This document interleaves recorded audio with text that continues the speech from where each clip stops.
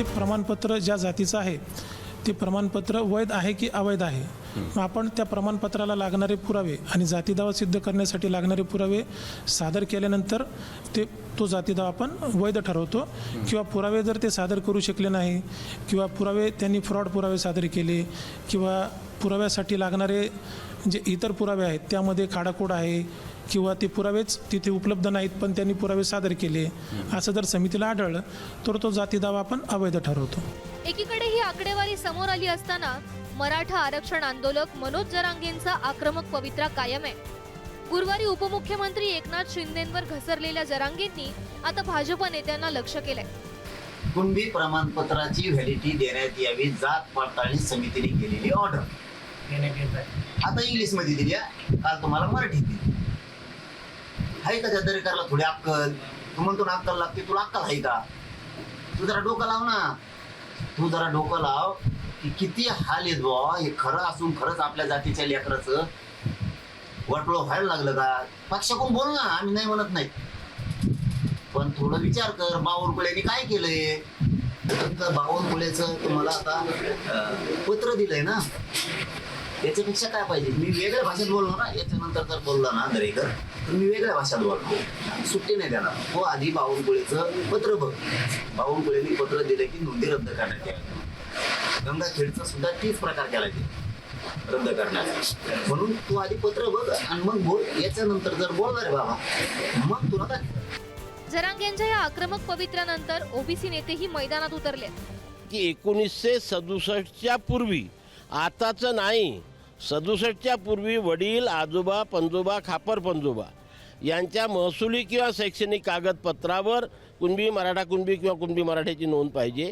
आणि ती तुमची जी वंशावळ आजोबा पंजोबापासून तयार होते, खापर पंजोबापासून, ती वंशावळीमध्ये तुमचं नाव कुठंतरी असलं पाहिजे. ह्या जर 2 कागद असेल तरच त्याची व्हॅलिडिटी होते, अन्यथा व्हॅलिडिटी होत नाही. आणि हे सर्व कागदपत्र केव्हाचे पाहिजे? 1967च्या पूर्वीचे. आता 23 नंतर जे शिंदे समिती बसली त्यांच्यानुसार जर तुम्ही म्हटलं त्याला म्हणजे त्याची व्हॅलिडिटी होणार नाही. 67च्या पूर्वीचे पुरावे पाहिजे. खरं तर जरांगे हा बिनडोक आणि अक्कल शून्य असणारा माणूस आहे. स्वतःचं खोटं लपवण्यासाठी आता कुठेतरी सरकारवर आरोप करायची, मंत्र्यावर आरोप करायचं. आणि ज्या माणसामुळे गेल्या 2-3 वर्षापासून गडगंज संपत्ती कमवली, ज्यांचे जीवावर आंदोलन उभा केलं, त्यांच्यावर सुद्धा गरज ओळखायची. म्हणजे जो स्वतःच्या बापाचा झाला नाही तो कुणाचा होणार आहे? कारण की आणि खरं तर राज्य सरकारने सुद्धा सापाला दूध पाजलेलं आहे आणि आता ते साप डौस मारायला त्यांनी सुरुवात केली. जरांगेंनी एकनाथ शिंदेंवर केलेल्या टीकेवरून शिवसेना नेते संतप्त झाले आणि त्यांनीही जरांगेंना खडे बोल सुनावले.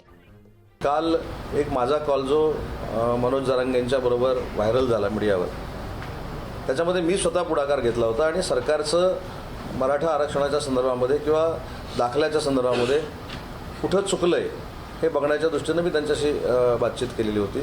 काही एकनाथ शिंदे साहेबांबद्दल देखील गैरसमज पसरवण्याचे काही लोक प्रयत्न करत आहेत.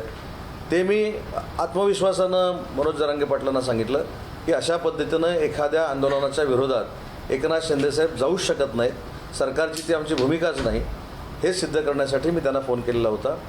त्या शिंदेसाहेबांनी मराठा समाजाच्या लोकांना एवढं केलेलं असताना त्या उद्धव ठाकरेचं काहीच योगदान नाही. काय केलं उद्धव ठाकरेनं? हो, त्या उद्धव ठाकरेच बरा होता असं म्हणायची वेळ आली. म्हणा काय म्हणजे कोणा हे काय आहे? हे कसलं षडयंत्र झालंय? म्हणजे तुमचं षडयंत्र म्हणून आहे. मग मनोज जरांगे पाटलांना माझी विनंती आहे, खात्री करून घेतल्याशिवाय कोणावर हे आरोप करू नका.